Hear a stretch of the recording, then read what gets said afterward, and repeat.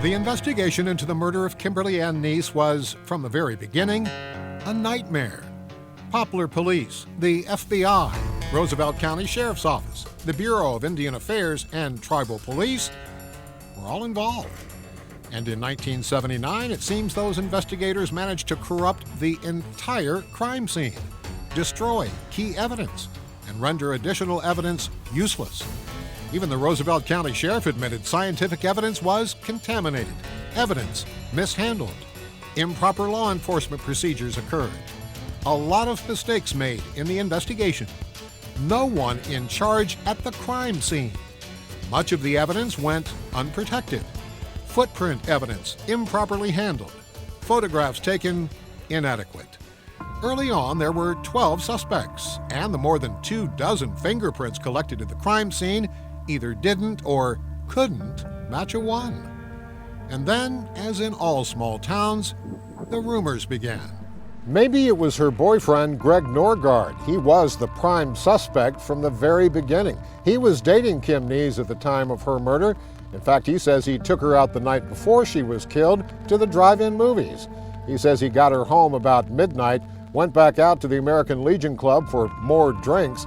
Says he got home about 2 o'clock in the morning, and when he didn't see Kim's truck in her driveway, went back out looking for her but couldn't find her. Greg Norgard declined to be interviewed. Also, Billy McClammy, she was Kim's best friend at the time. She's now Greg Norgard's wife. She also said no to an interview request.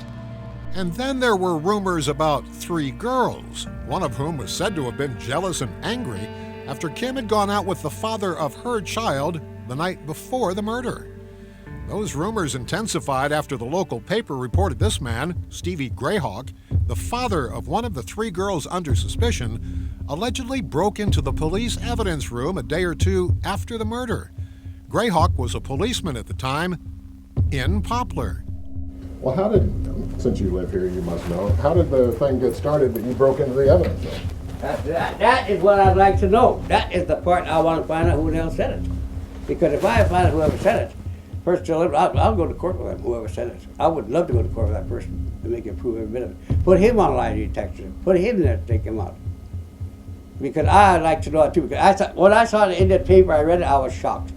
Stevie Grayhawk never sued anyone for saying he broke into the police evidence room, including the local newspaper that reported it.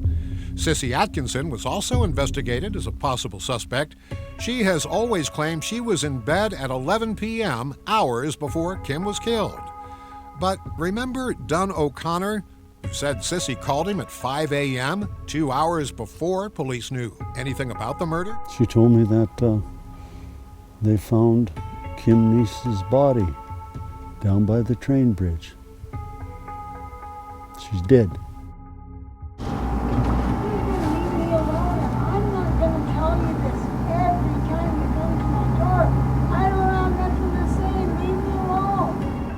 Sissy wanted nothing to do with me or my request for an interview, and she even sent me a message the second time I'd tried to meet with her.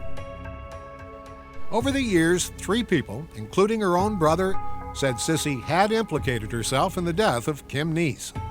Joanne Jackson is another member of those 3 girls investigated by police. She told Dateline the same story Sissy had. She was in bed that murderous night at 11 o'clock. And this woman, Jordis Ferguson, was investigated as a possible witness to Kim's murder. She ran as fast as she could the moment I asked her if she would agree to an interview.